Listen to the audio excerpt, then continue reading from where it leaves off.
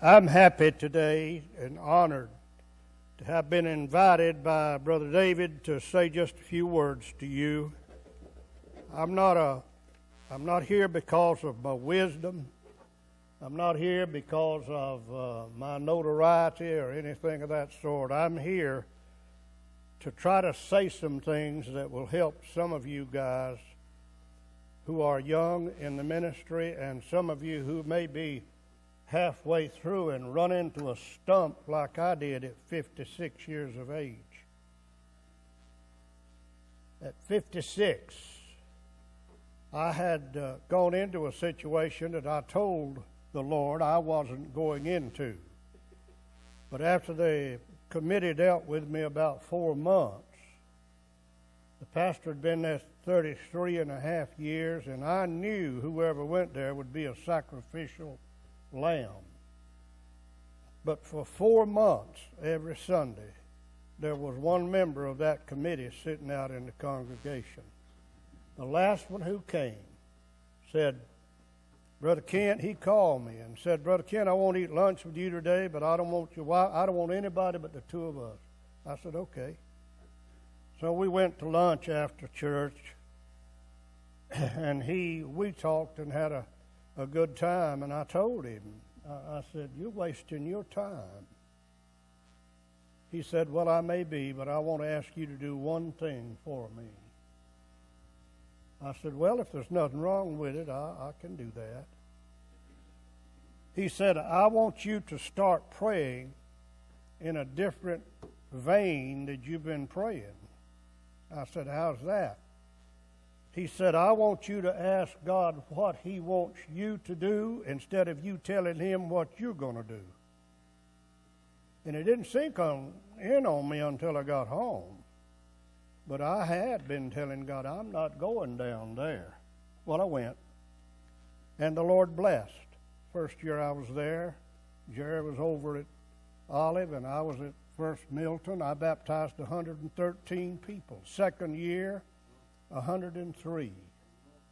A gentleman came in the office and said, close the door, and said, Ken, you're going to have to slow this thing down. I said, what are you talking about? He said, I'm telling you, you've got to slow it down. It's growing too fast. I didn't quite understand. It was growing a lot faster than it had baptism-wise in a lot of years. But I said, now you're going to have to talk plain.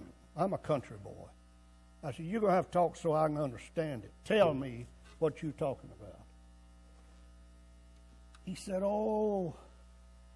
you see, Ken, some of these people in this church feel like they're losing their church. And they were. Well, after a number of years, I didn't handle the stress very well. And I had a doctor who was one of the best in the world in every way. He'd been raised in Yemen by a missionary father who was a surgeon. And I wound up with bleeding internally and all that sort of thing from stress. Fellas, listen, stress will kill you. You need to learn how to manage it. And I didn't learn how till later. Then he said, I'm going to bring another doctor in here. I want a witness to what I'm going to say to you. So he opened the door and another doctor came in, and he said, Brother Ken, I'm going to tell you something that you don't want to hear. Well, of course, I thought he meant cancer or something like that. But anyhow, he didn't. He said, in my opinion, if you stay here 6 more months under the pressure that you're under, you will die. And we will bury you, and there won't be anybody in this city who will say anything but you were a good old boy, but you will still be dead. Well, it made me angry. And I looked at him. He said, now, I'm your deacon, I'm your doctor, I'm your friend, I said, Bruce, it's an easy thing for a man to stand before a poor Baptist preacher and tell him to quit. How do you expect me to live? He didn't bat an eye, didn't change his expression. He said, Pastor, I think I've heard you preach on faith, have I not? I said, sure you have. He said, may I suggest you practice some of it? I did. That was on Friday, and on Sunday morning I stood up and read my resignation. But I'm still preaching. I was born in a log cabin over in the north end of Walton County. I left out of that log cabin to go to FSU to college with a guarantee of a job, a guarantee of a job that if I worked for the company who was going to send me to school 1 year, they would guarantee me a job for every year they sent me to school. Well, that's wonderful. This was 1950. So the Lord called me to preach. And in 1951, I went from a little country church with about 25 or 30 people in it, that every conference they had, that's a business meeting in case some of you don't know, they'd have a fuss or somebody would, but you know, I didn't have any choice about going. I wasn't dragged to church. My mom and daddy went, and the 4 boys, there was no question about what you were going to do on Sunday. You were going to church unless you were sick. And if you were sick, Grandma would take care of you. And you didn't want any of Grandma's medicine. I mean, acidity, you don't even know what it is. You can take a dose of acidity today and sweat it out 3 days from now. And there's no doubt about what it is. But anyhow, I got over to FSU and knew I had to work my way through. And I had 3 brothers just bump behind me. Incidentally, all 4 of us finished over at FSU, working our way through there. I'd been there about almost a year. I had been on an accelerated program. Now, I wasn't smart. I just knew I needed to get out of that place and get me a job and begin to furnish my own way through life instead of working 3 or 4 jobs at the school. So anyhow, I've got 1 minute left. Look at here. Let me just say some things to you that I've accumulated through the years. And I think I can just read them to you, and you won't have to worry about them. I have a philosophy in life. In these 62 years, there have been a few bumps along the way. But I want to share with you, just briefly, some things that I sat down after David asked me to do this. Number 1, marry the right wife. You get hitched up with the wrong woman, you're in trouble in the ministry. Now, if you're already in the ministry, when you're called to preach, that's up to you how you handle that. Number 2, work hard.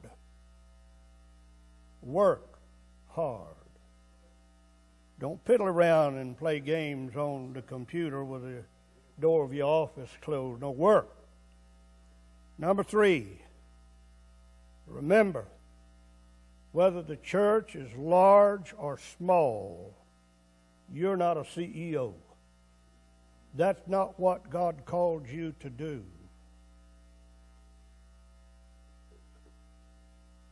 We're called of God to be a shepherd of a flock called a church, a slave, a pastor, an under-rower, and I could go on and on and on, and my time's gone.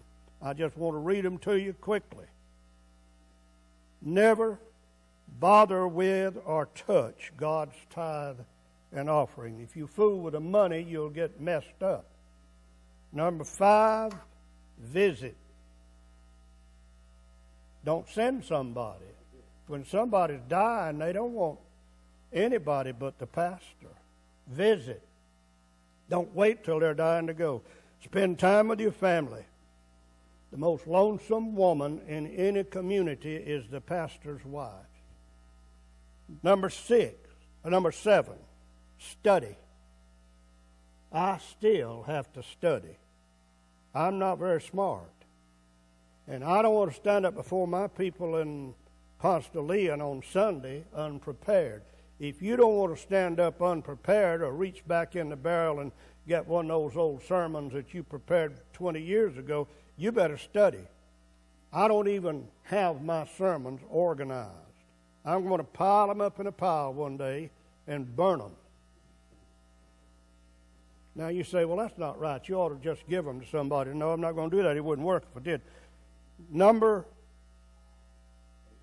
Let me just say 2 final things to you. Number 1, there are 2 things that if a man will do, God will bless him in the ministry, in my opinion. Actually 3. But number 1, preach the Word.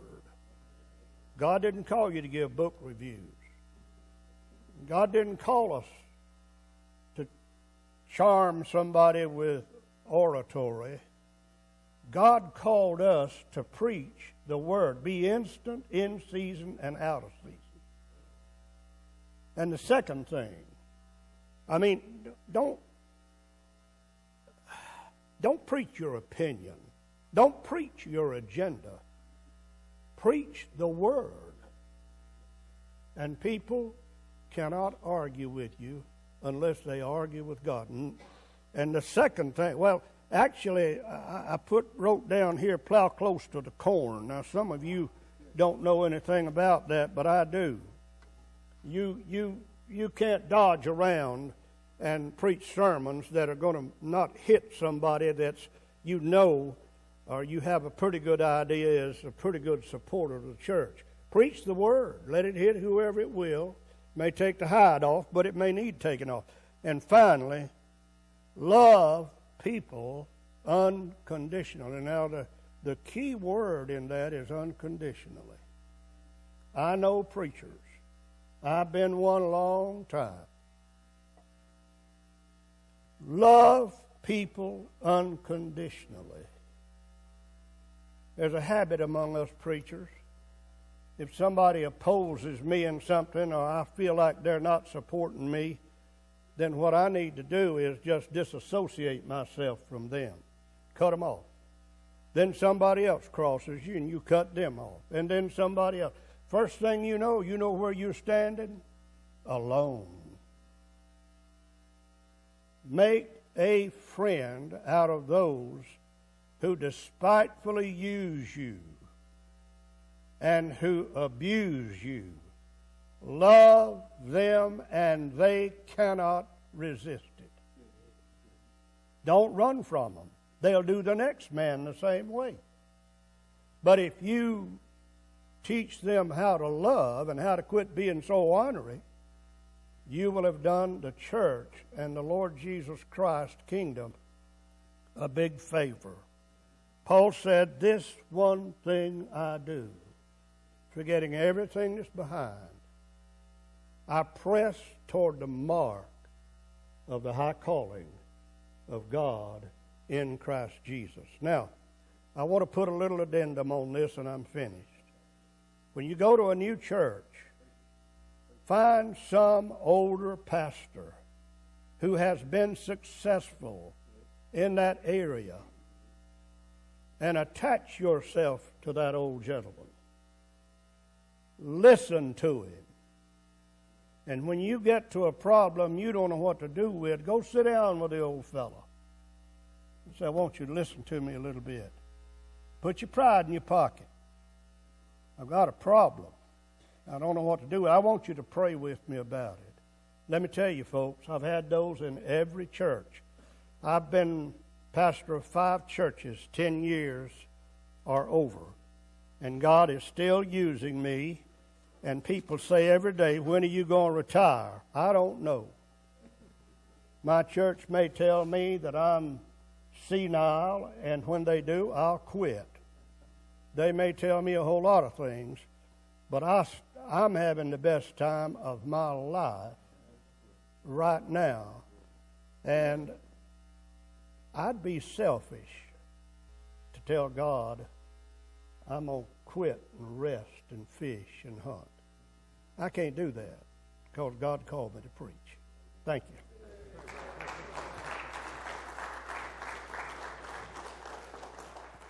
You did good. You let the clock bother you too much. I did. I don't have one of those. Here's the thing. Here's the thing. Those last 10 points, you need to write